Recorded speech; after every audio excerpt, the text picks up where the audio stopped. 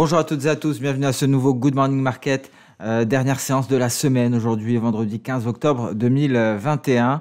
Après, à la veille, au lendemain, encore une fois, d'une séance de hausse, notamment en Europe.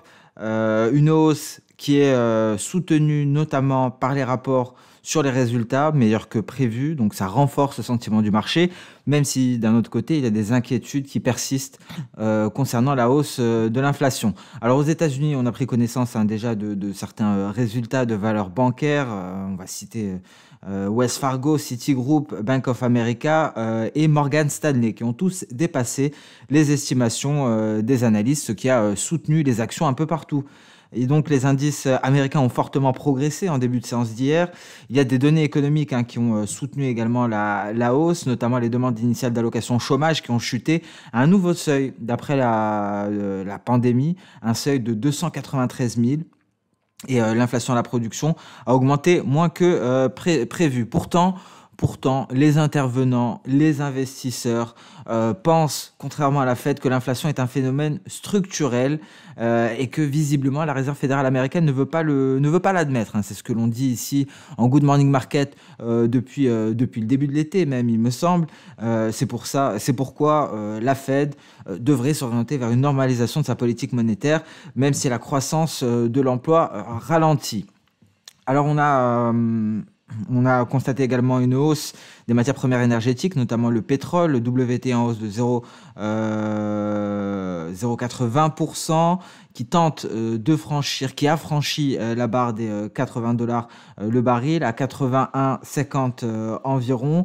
Le rapport de l'EIA sur les stocks hebdomadaires de pétrole brut aux États-Unis a soutenu la hausse. Les stocks ont augmenté de 6,088 millions de barils. C'est au-delà des projections des analystes qui prévoyaient une hausse de 0,702 millions. C'est la troisième hausse hebdomadaire consécutive et la plus importante depuis la semaine qui a été terminée le 5 mars. Mais il y a eu une hausse des stocks de pétrole brut et une diminution des stocks d'essence qui résulte notamment d'une très forte baisse de la capacité de raffinage. On en avait parlé déjà de cette baisse des stocks d'essence, donc des chiffres à nuancer à ce niveau-là et une hausse qui est soutenue pour les cours du pétrole avec un Brent également à $84,77. On notera que le département d'État américain tente de convaincre l'OPEP+, d'augmenter sa production afin de stabiliser les prix. Alors la plus belle hausse, je pense, c'était bien pour les métaux précieux, avec un gold qui est allé chercher les $1 800 l'once grâce à la faiblesse du dollar américain, mais également la baisse des rendements obligataires. L'argent lui a gagné plus de 1,6% aux alentours des $23,50, il me semble, à l'heure actuelle.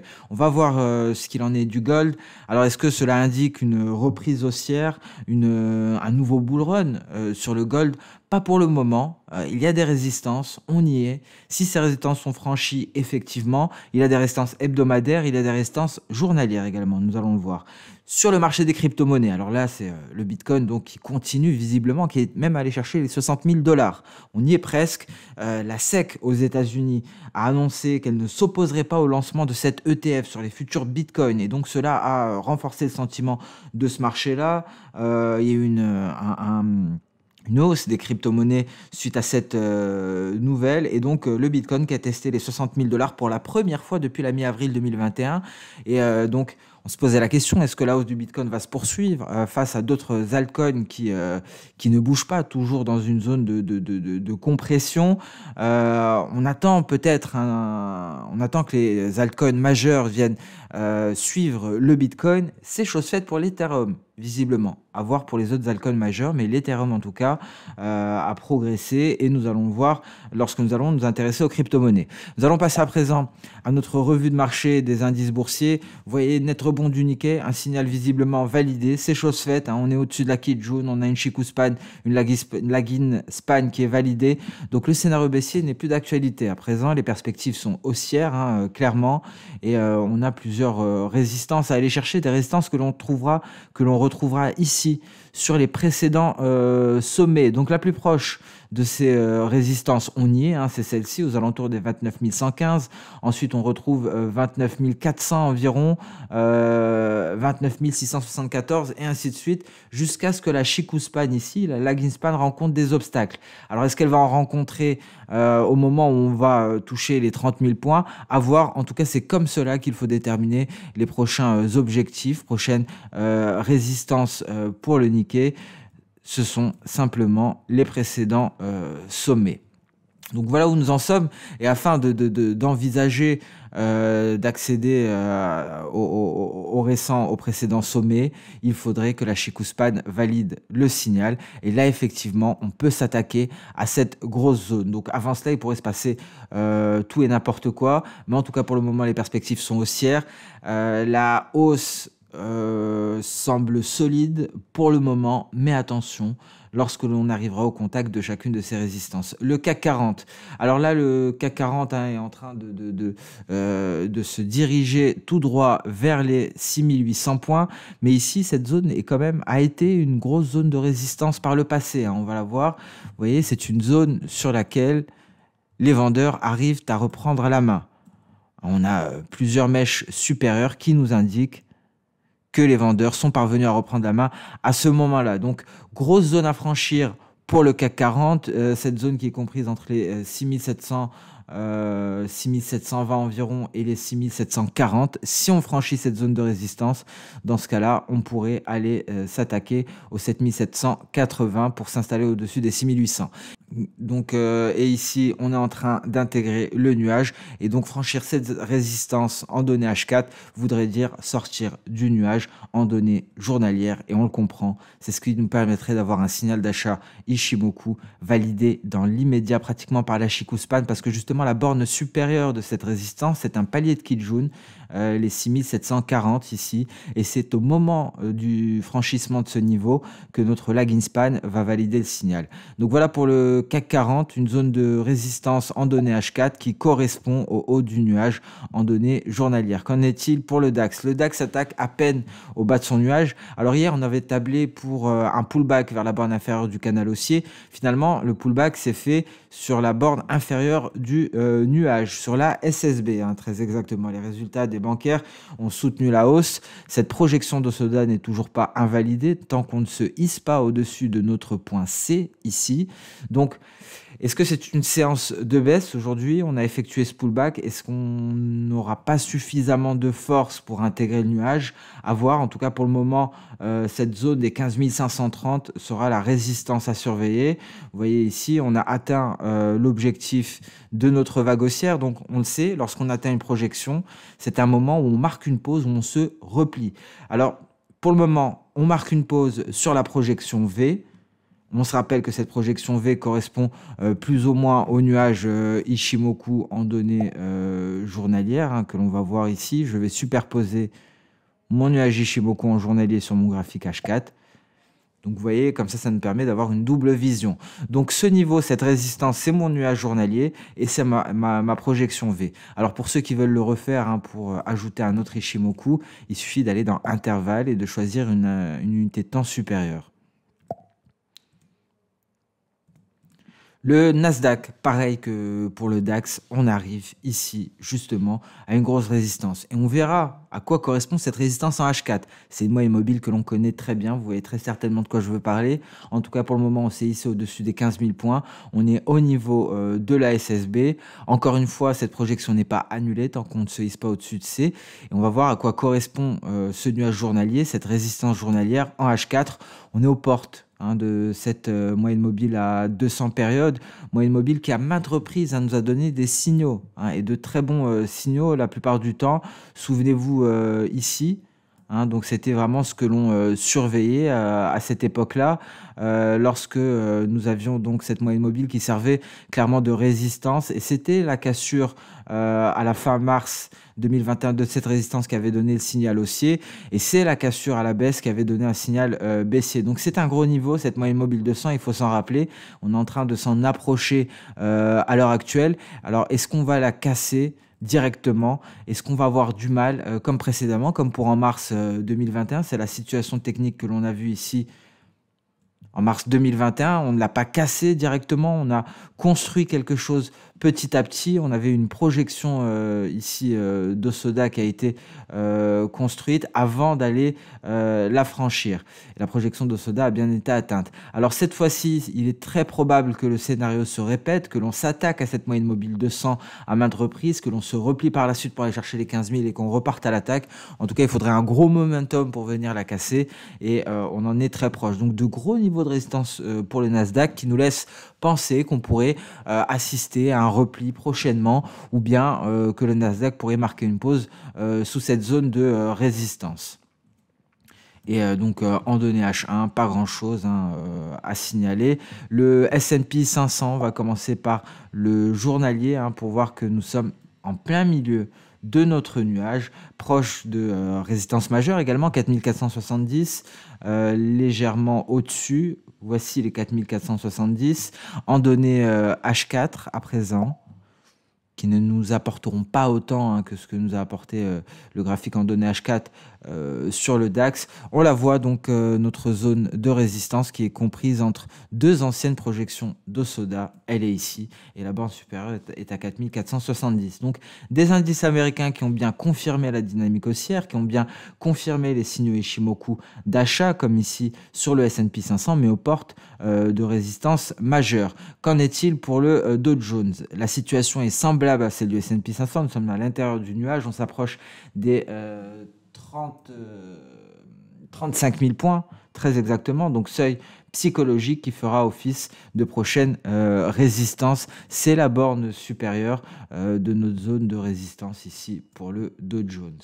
On a la borne inférieure à 34 900, la borne supérieure à 35 000 points. Donc des indices américains qui approchent des zones de résistance majeures.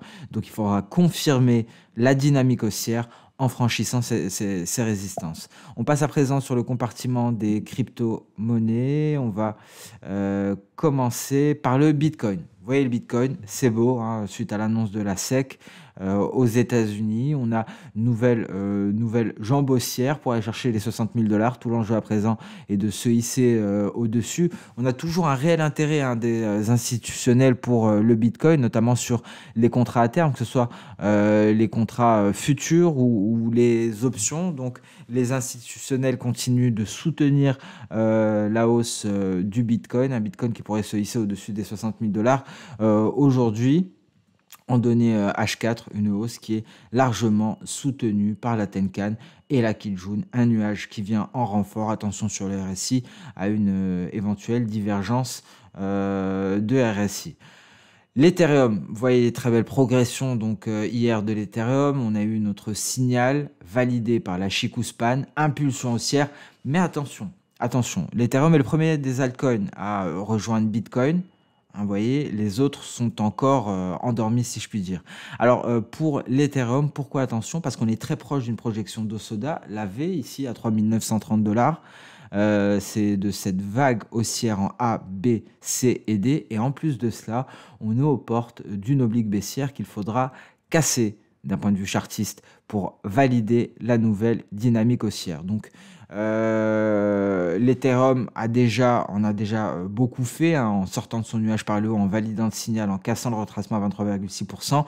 Mais le plus dur reste à faire et donc de casser ici cette zone de résistance. Et vous voyez, la configuration se ressemble énormément avec cette tasse avec anse sur les crypto-monnaies. Sur le Bitcoin, elle est beaucoup moins évidente, ça n'en est pas une.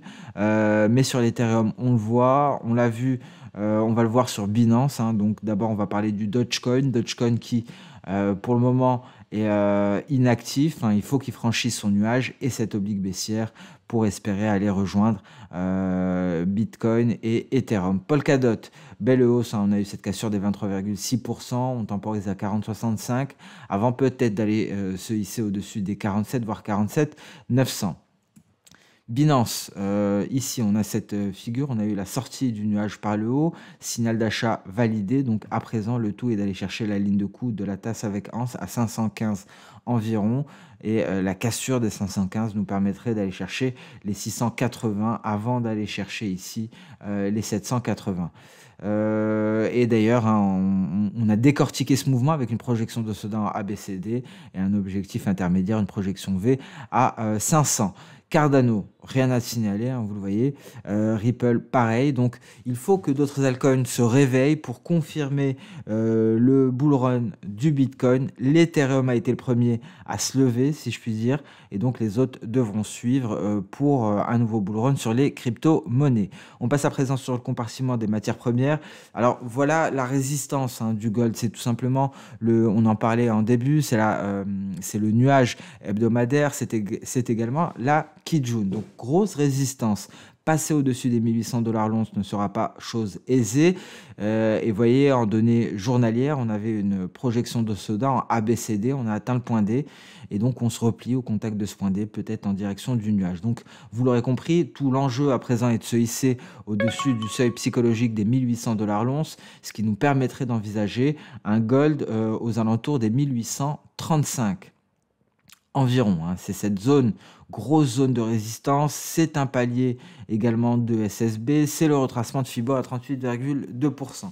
Donc, pour valider une nouvelle dynamique haussière sur le gold, un gold qui est soutenu par les fondamentaux, par la faiblesse du biais vert, il faudra se hisser au-dessus des 1800 $ l'once. Le pétrole WTI, alors la tendance haussière est largement valable. Hein. On a marqué une pause en début de semaine. On repart à la hausse à présent sur le pétrole WTI. On a des objectifs très éloignés hein, pour le pétrole WTI, les 88,70 notamment, qui permettraient donc d'aller chercher le second objectif théorique de ce drapeau. Ici, en données intraday, on avait une projection d'Osoda. Vous voyez, on l'a atteint. Le marché a temporisé au-dessus. Donc, à voir à présent ce que va nous proposer le marché d'un point de vue chartisme. Le gaz naturel, on a eu une belle percée hier, on n'est pas parvenu à se hisser au-dessus de retracement de Fibo à 127,2%. Et donc à voir hein, si aujourd'hui on va réussir à se hisser au-dessus pour aller chercher les 6,522. Alors le plus impressionnant, hein, ça sera le copper bien entendu. Tout d'abord le café, très rapidement, on marque une pause ici depuis la cassure de cette ligne de coup. Je vais passer directement au copper. Voilà, donc vous voyez, cette configuration, on l'a abordée, on la suit depuis plusieurs séances. Vous voyez l'accélération haussière. Cette figure chartiste, je le répète, c'est une borderline. Goichi Hosoda, créateur d'Ishimoku, détaille cette figure dans les écrits, hein, les premiers écrits sur le système Ishimoku. Et vous voyez comment ça fonctionne très très bien. Toutes les conditions étaient réunies, c'est pour ça que j'ai insisté là-dessus, que ce soit pendant l'analyse matinale ou pendant les Good Morning Market, ou bien même pendant, à travers des articles qui étaient publiés dans Actualité. Donc à présent, la hausse se poursuit et la résistance à franchir, ce sont les 10 000 $. Et si on les franchit, la prochaine, ce sera 10 070, le 1E. Donc on va suivre cette progression très intéressante. Je vais répéter très rapidement les conditions. Un point B, ici, c'est un double creux. La première condition avec le point B a été formé 26 périodes après le creux A. Hein, vous voyez, c'est le cas. On a cette fenêtre ici des 26 périodes après le creux A. Et on est bien à l'intérieur de cette fenêtre. Donc, point A, 26 périodes. Le point B a été construit à l'intérieur. On arrive à avoir un signal 26 périodes après la formation du sommet intermédiaire B, qui se trouve ici. Le signal, c'était quoi? C'était tout simplement la traversée du nuage. On l'a eu. On a eu des gaps après la traversée du nuage, accélération haussière, c'est chose faite. Donc toutes les conditions sont réunies avec le croisement de la Tenkan avec la Kijun et très belle hausse hein, pour le moment sur le copper. Donc voilà pour cette configuration. Je vais insister dessus prochainement et on en cherchera d'autres hein, en double sommet. Il y en avait une sur le Bitcoin, je vais voir cela avec vous très rapidement, en double sommet. Il va falloir que je vous la retrouve. Voilà, ici, on va mettre ce graphique en journalier. C'était exactement la même chose ici, configuration similaire, mais c'était des doubles sommets au lieu de double creux. Vous voyez, ici, c'est un borderline. On a le point C qui a été formé dans cet intervalle de 26 périodes après la formation, le point B, pardon, qui a été formé dans cet intervalle de 26 périodes après la formation, le point C, je vais y arriver, formé 26 périodes après la formation du point A, donc première validation. On a eu un signal qui nous a été donné dans cet intervalle de 26 périodes après la formation du creux B. Le signal, c'était tout simplement la sortie du nuage par le bas. On le voit ici, croisement de Tenkan et Kijun. On n'a pas eu de gap pour le coup, mais on est bien allé chercher le point E. Hein, c'est lorsque le Bitcoin s'est replié à 30 000 $ environ, et c'était tout simplement notre point E, et par la suite on est parti à la hausse. On a trouvé un point d'équilibre en E, je vous l'ai dit hier, on trouve un point d'équilibre principalement en E2, mais cette fois-ci, et c'est le moins probable normalement, on a trouvé le point d'équilibre en E1 avant de repartir à la hausse. Donc vous voyez, c'est la configuration inversée. Sur le copper, on voit le double creux. Sur le Bitcoin, on peut voir ici le double sommet qui a été formé à la fin du mois d'avril, et on est allé chercher le point E. Donc le but pour le copper, vous l'aurez compris, c'est d'aller chercher au minimum un E. Soit on se stabilise à un E, soit on le franchit et on va trouver un point d'équilibre à E2. Donc voilà pour cette parenthèse, j'en parlerai tout au long des Good Morning Market pour que ça s'imprègne, pour que vous arriviez vous-même à les retrouver. C'est une configuration très intéressante, on n'en parle pratiquement nulle part, alors que Goichi Hosoda a pris le temps d'expliquer justement cette configuration de borderline. Le billet vert. Biais vert, donc le biais vert qui s'affaiblit, ce qui explique la hausse du gold. Ici, on est sur le point d'avoir un signal sur le biais vert. Alors, c'est assez mitigé. Est-ce qu'on va se replier? Est-ce qu'on va aller former une vague en ABCD ici? Il faudrait pour cela que la lagging span sorte du nuage par le bas. Ce n'est pas le cas. Donc, ça reste mitigé tout de même lorsque l'on sait que l'euro-dollar est sur une résistance considérable, majeur. Il faut qu'il s'en affranchisse, et on va voir ici l'euro-dollar en données H4. Il va falloir qu'il donne un signal d'achat. Donc on est à la croisée des chemins concernant le billet vert et l'euro-dollar. Soit le billet vert parvient à se replier ici et à aller marquer un nouveau creux, et donc casser les 93 760, ce qui permettra à l'euro-dollar de donner un signal d'achat en sortant du nuage par le haut, un signal qui ne serait pas validé pour le moment, mais qui serait validé dès que la lagging span sort par le haut. Dans ce cas-là, ce serait un retournement haussier pour l'euro-dollar et un retournement baissier pour le billet vert. L'USD CAD, c'est très beau. Vous voyez comme ça tombe tout simplement depuis la cassure de la ligne de coup. On n'a même pas eu de pullback ici, et on va s'attaquer à ce support à 23-25 environ. Donc soit on casse ce support et on va directement à l'objectif théorique de cette figure en épaule, tête, épaule, soit on marque une pause ici et il faudra attendre de voir ce que nous prépare le marché avant de se replier davantage. En tout cas, très beau repli de l'USD CAD depuis la cassure de la ligne de coup. Très belle hausse continue de l'USDN. On a parlé de ces différentes recommandations de grandes banques. On a également un objectif à 115 sur l'USDN. Alors, est-ce que la hausse va se poursuivre? En tout cas, pour le moment, la dynamique est forte, le momentum est fort pour l'USDN. L'USDN qui s'installe confortablement au-dessus des 114. S'il se maintient au-dessus des 114, c'est direction les 115. Et sur ce Good Morning Market touche à sa fin. Merci à toutes et à tous de répondre présent au quotidien. Merci pour votre temps. Je vous souhaite une très bonne séance de trading, un excellent week-end, et je vous donne rendez-vous dès lundi pour le prochain Good Morning Market. Au revoir.